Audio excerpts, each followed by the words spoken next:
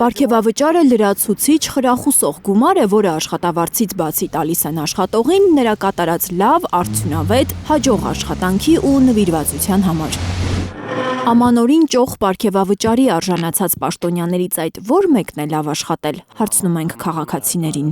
Բայց ինչ են անում, որ պարգևավճար ստանան, էդ էլ մի հատ որ բացատրեն ինչ են անում։ Երկիրը վարի են տվել, էլ ինչ պարգևավճարի մասնախոսքը։ Ես չեմ ընդունում։ Թող երկիր սարքեն, հետո ինչքան ուզում են պարգևավճար ստանան։ Ընդհանրապես նախարարները ոչ մի պարգևավճար չստանան։ Իրանք շատ վատ են աշխատում, ժողովրդի համար չեն աշխատում։ Ծերերի թոշակ ամսական դասնախարարին ասես տար մի ամիս ծախս։ Չեմ տեսնում այդ աշխատանքի արդյունքը, հասկանում եք։ Բայց ուր է աշխատանքը, մենք չենք տեսնում, ինչ աշխատանքի մասնախոսքը։ Լավ մենք ենք աշխատում իրանց համար։ Ոչ թե իրանք մեր համար։ Ընդդիմադիր պատգամավորները նույնպես չեն մտաբերում որևէ արդյունավետ աշխատանք, որի համար արժեր նախարարներից յուրաքանչյուրին պարգևատրել 6-ից 7 միլիոն դրամ, ոչ միայն փոխնախարարներին 3,5-ից 4,5 միլիոն, վարչության պետերին 2,5-ից 3 միլիոն, բաժնի պետերին 1,5-ից 2 միլիոն դրամ։ Հայաստան խմբակցության պատգամավոր Արմենուհի Գյուրեղյանը պատմում է ինչպես է 2 տարի շարունակ նամակ գրել թե ԿԳՄՍ-ին, թե տարածքային կառավարման նախարարությանը Հայաստանի գյուղերից մեկի ՊՏՂՆ-ի աշակերտների համար անվտանգ ճանապարհի հարցը լուծելու համար, բայց 2 տարի 2 նախարարություններից էլ նույն պատասխանն է ստացել։ Ստացել է մի զավեշ տալի պատասխան։ Նրանք նշում են, որ 2 նախարարությունով քննարկում են այդ հարցի լուծման համար նախատեսվող ծրագրի ֆինանսական գնահատականը։ 2 տարի 2 նախարարությունով քննարկում են ընդամենը ծրագրի ֆինանսական գնահատականի ճշգրտումը ու դեռ չեն ստացել, որպեսզի այդ ծրագիրն իրականացնեն։ Բայց ասում են, որ նրանք լավ աշխատանքի համար վճարվում են 7-ից 9 միլիոն, նայած չգիտեմ ով ինչքան, հա, պարգևավճար, սրանից ավելի ծաղր կա այս ժողովրդին, թե ոչ։ Քաղաքացիների համար կրկնակի ծաղր է, երբ իմանում են, որ պարգևավճարների Փաշինյանի այս պիլոտային ծրագիրը մշտական է դառնալու։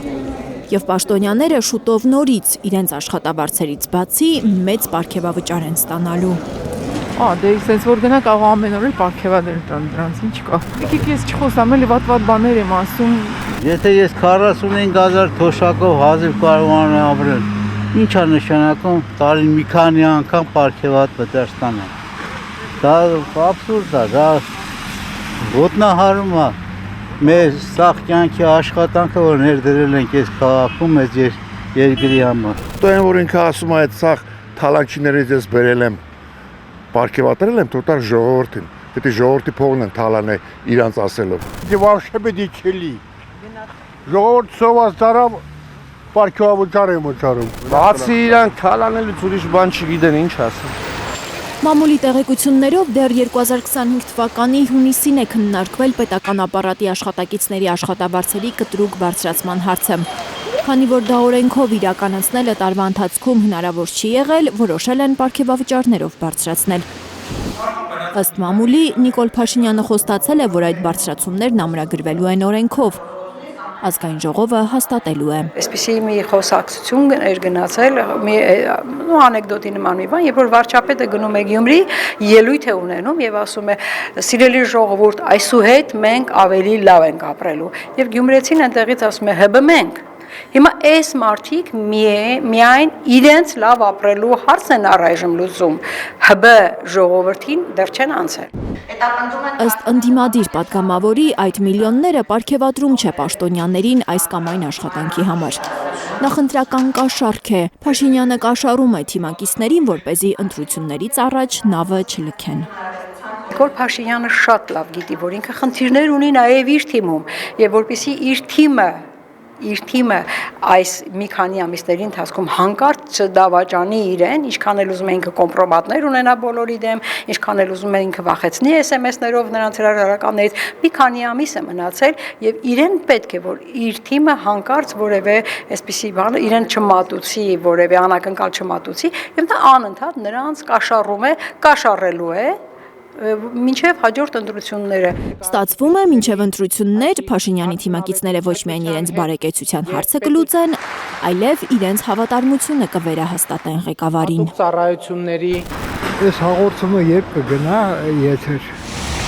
Լիլիթ Գասպարյան, Կարինե Մանգասարյան, Հայկ Ավանեսյան, Առաքել Օհանյան, Հայլուր։